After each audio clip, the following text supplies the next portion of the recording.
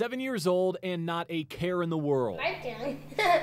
Chance Paxton isn't much different than any other boy his age. He laughs, he plays, and on a good day, he even does impressions of the neighborhood squirrel. But the fact he can even mimic that sound, the audiologist said, your son's severely to profoundly deaf.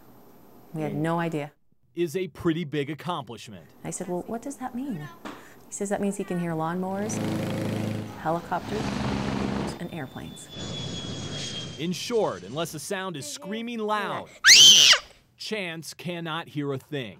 And it wasn't until he turned 3 years old that anyone even had a clue something was wrong. We went into the doctor and said, hey, he's not saying quite as many words as his friends, and he says a lot of things we don't understand. Chance is not alone. It's a little-known fact, but permanent hearing loss is the most frequent birth defect in the United States. Every day, 33 U.S. babies are born into the world and hear nothing but silence. That's more than 12,000 cases a year. And for decades, parents and doctors didn't realize the infants were deaf until they were nearly 3 years old. Most of the children who are born with hearing loss look and act normally for the first 6, 10, 12 months of life. And so people don't realize that there's a problem there. Schooled as a statistician, Dr. Karl White is a numbers man. And 20 years ago at Utah State, he realized the only way to increase a deaf child's chances of being successful in life was to catch it early on. The idea seems simple. This is called an otoacoustic emissions unit. Use technology already in place. We took a Coleman cooler. Slightly tweak it. Well, I think it was, Yankee ingenuity. And use it to screen newborns by triggering a tone in each ear, then measuring how much the baby could hear. When we suggested that you could do this with every baby born in a nursery, there was a lot of skepticism. Wow, there's those crazy people in Utah that think you can screen every baby with otoacoustic emissions. Turns out that so-called crazy talk has turned into a medical marvel.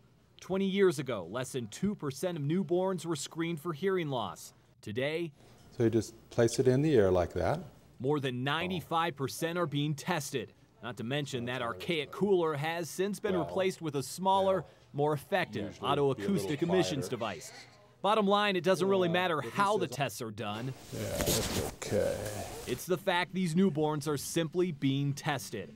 What Dr. White has spearheaded has changed the lives of thousands, not only in Utah and the United States. It would include Malaysia, Thailand, Israel. But in 29 countries around the world, diagnosed early and treated immediately. So we've been able to take the average age of identification of hearing loss from 2.5 to 3 years of age to about 2 to 3 months of age.